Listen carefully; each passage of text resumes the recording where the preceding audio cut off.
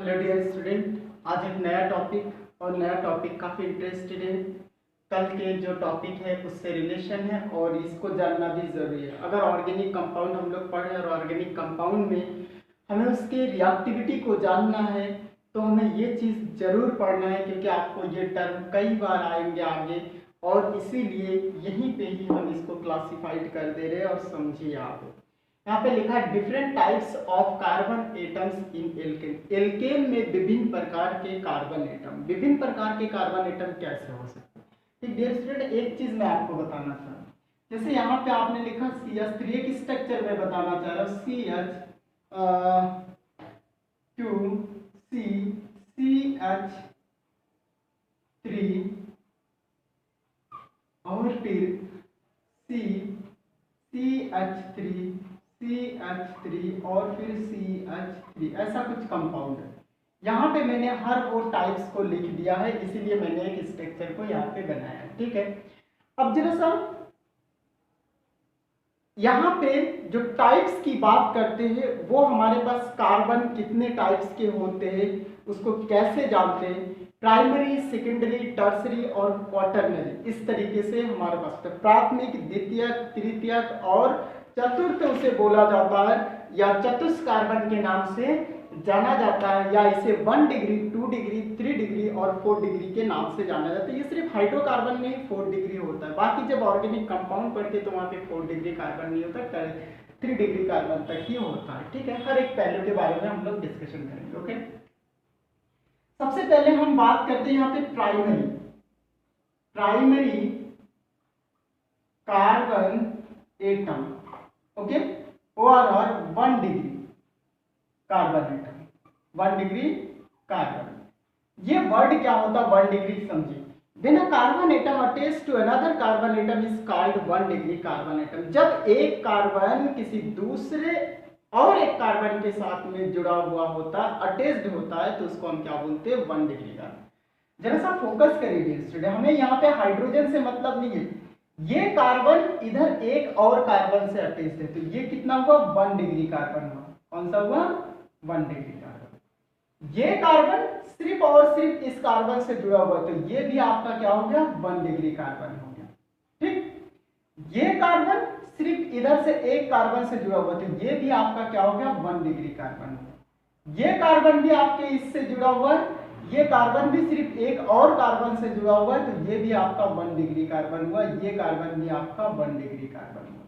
ठीक है, इस तरीके से 1 डिग्री कार्बन आपके ये हुए, ये हुए, ये हुए, ये हुए और ये हुए। यानी जो इनिशियल स्टेट पे और टर्मिनल स्टेट पे कार्बन होते हैं वो हमारा क्या होता है 1 डिग्री कार्बन होता है, क्योंकि वो और एक कार्बन से जुड़ा हुआ था। सिर्फ इसकी बात कर रहे हैं हम, इसकी बात करें, इसकी बात करें, इसकी और इसकी बात। ठीक है, जैसे इस कार्बन को फोकस करिए तो ये कार्बन दोनों तरफ से, इधर से एक कार्बन से, इधर से एक कार्बन से अटैच है, तो इसको बोलते हैं 2 डिग्री कार्बन। कितना बोलते हैं 2 डिग्री कार्बन के नाम से जाना जाता है। ठीक है, तो इसका मतलब ये कितने डिग्री कार्बन होंगे, 1 2 3 कार्बन से ये अटैच्ड है, तो ये आपके कौन से होंगे 3 डिग्री कार्बन के नाम से जाना जाएगा, या इसी को टर्सरी। और 2 डिग्री को हम बोलते हैं सेकेंडरी। क्या बोलते हैं सेकेंडरी कार्बन, और इसको क्या बोलेंगे टर्सरी कार्बन, टर्सरी कार्बन।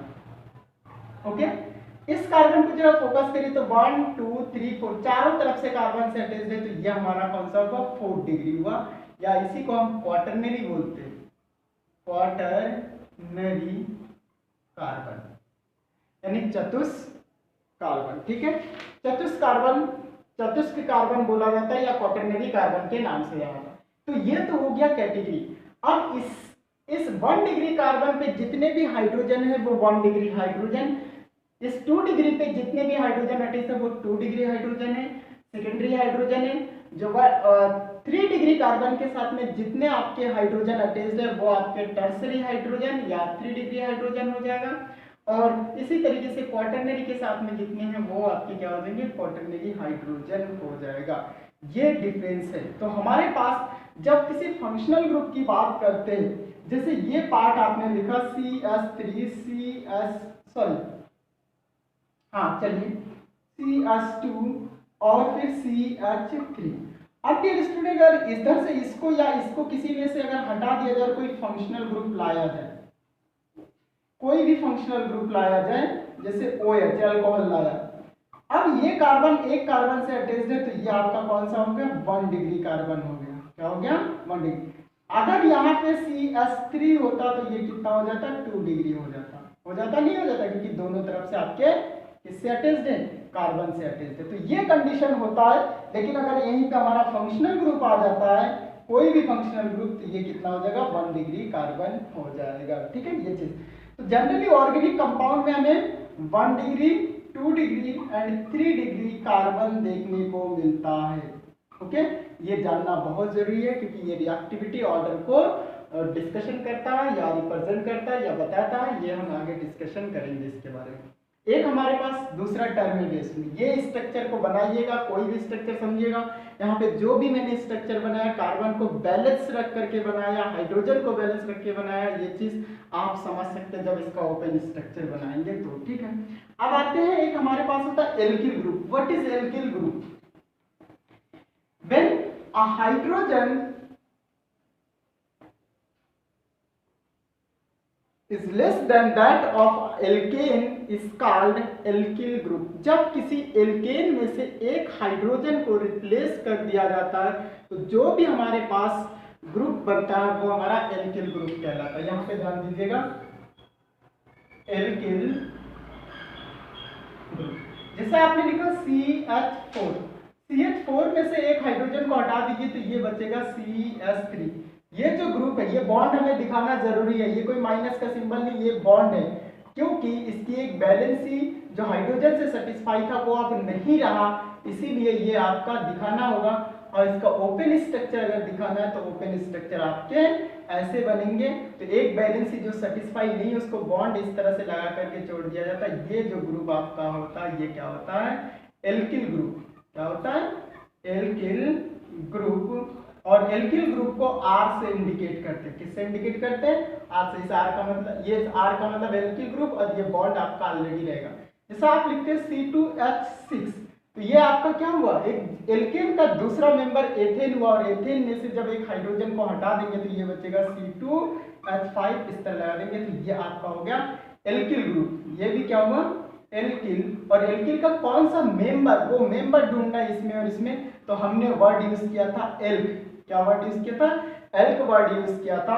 तो एल्क वर्ड में इसका जो जनरल सा फार्मूला होता है एल्किल ग्रुप का, वो CnH2n+1 होता है, और एल्केन में CnH2n+2 था। ठीक है, अब यहाँ पे एल्क वर्ड लग गया और यहाँ से वाइल वर्ड यूज करेंगे तो ये क्या हो जाएगा, एल्किल हो जाएगा। तो इसका मतलब अगर कार्बन हमारे पास 2 है तो 2 के लिए हम वर्ड क्या यूज करते थे, एथ। कार्बन नंबर 1 के लिए वर्ड क्या यूज करते थे, मेथ। ठीक है, तो मेथ, तो ये जो मेंबर होगा इसका नाम क्या होगा, मेथिल।